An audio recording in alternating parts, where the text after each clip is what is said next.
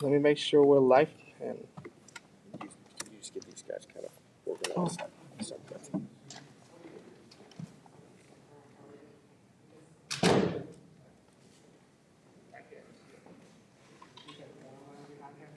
I'll be off.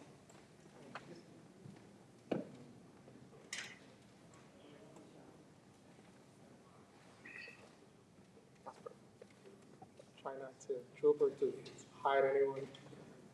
Perfect. I'm live already, so whenever you want. Good afternoon. Today marks 100 days since the Reading Police Department launched Operation Ceasefire to combat violent crime and specifically gun crimes in our city. Operation Ceasefire was designed as a multi-pronged approach to reducing violence through community engagement, targeted law enforcement operations, and a gun buyback program. While we have experienced a lot of successes since Operation Ceasefire was initiated, recent shooting events in our city remind us that we still have work to do. I want to ensure our community that the Reading Police Department and our partner law enforcement agencies, many of which are represented here today, will not relent in our efforts until these senseless acts of violence are eradicated from our neighborhoods. In 2021, the city of Reading has experienced 13 criminal, non-fatal shooting incidents as of our latest reporting. That is an over 53% reduction in non-fatal shootings when compared to the same reporting period in 2020. During that same reporting period, there were 6 gun-related homicides, with 5 of those incidents being cleared by arrest. Our targeted law enforcement efforts are being directed with the goal of reducing those numbers even farther.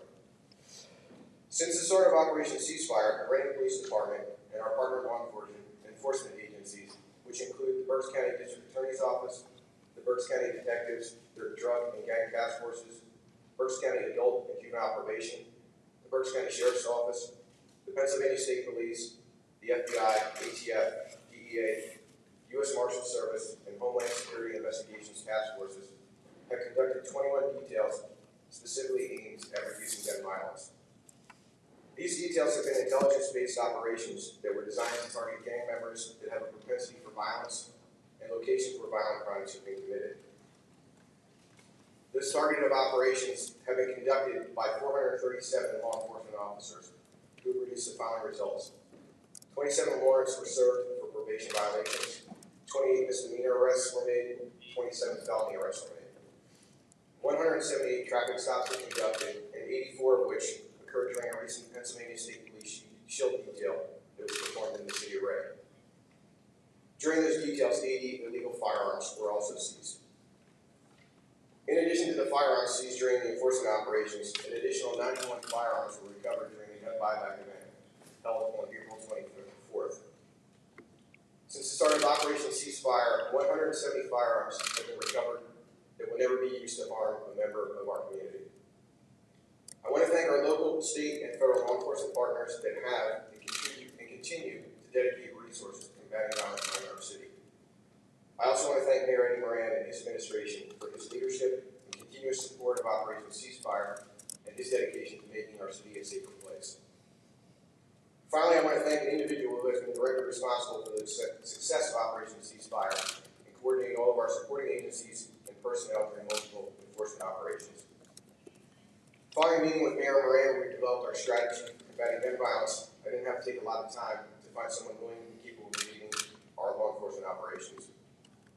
Lieutenant Eric Dreisbach from our investigations division stepped up and volunteered to coordinate our efforts, and his demonstrated professionalism, exceptional leadership, and determined focus in maintaining continuous operations aimed at reducing violence in our city. Eric, thank you. The successes we have achieved during the first 100 days of Operation Ceasefire are just a starting point. The Reading Police Department and our partner law enforcement agencies will continue these operations, targeting individuals who seek to bring violence to our streets. We will continue to use every means necessary to combat violence in our community, which includes engaging our community in the process of creating safe streets and neighborhoods. At this time, I'll introduce Trooper David Bingham from the Pennsylvania State Police who will say a few words. Good afternoon. We as an agency, the Pennsylvania State Police, are happy to assist the City of Reading and all of our law enforcement partners across the whole Commonwealth with with us coming out here and helping to saturate the city and make it a safer place. Not only do we make the city a safer place, but we also make the Commonwealth a safe place. And we're always here to be a part of the team to make things good. At this time, I'll introduce Deputy Chief Dan Hyde from the Berks County Adult Protection Office. Good afternoon. I'd like to thank Chief Tornielli for inviting us and express our gratitude to our co-law enforcement agencies up here. I'd also like to express our thanks to the Berks County Courts. We certainly appreciate being involved in this, and we believe that collaboration is one way to key success here. I'd specifically like to recognize the staff of the Berks County Adult and Juvenile Probation Office. Without their help, we would not be where we're at. It's a thankless job at times. Many of those people are unseen and unheard by the general public. Our field officers are out on almost a daily basis, working with the officers of these other agencies as well. And again, working tirelessly to assist with offenders that we work with and protection of the community. While making arrests for our highest risk offenders and those under supervision,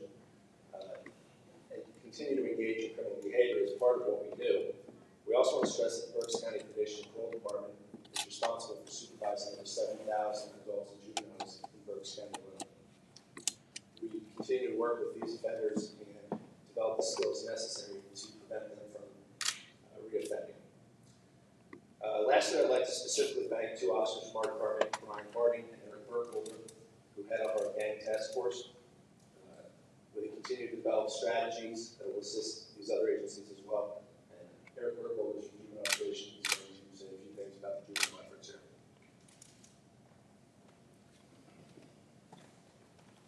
Good afternoon.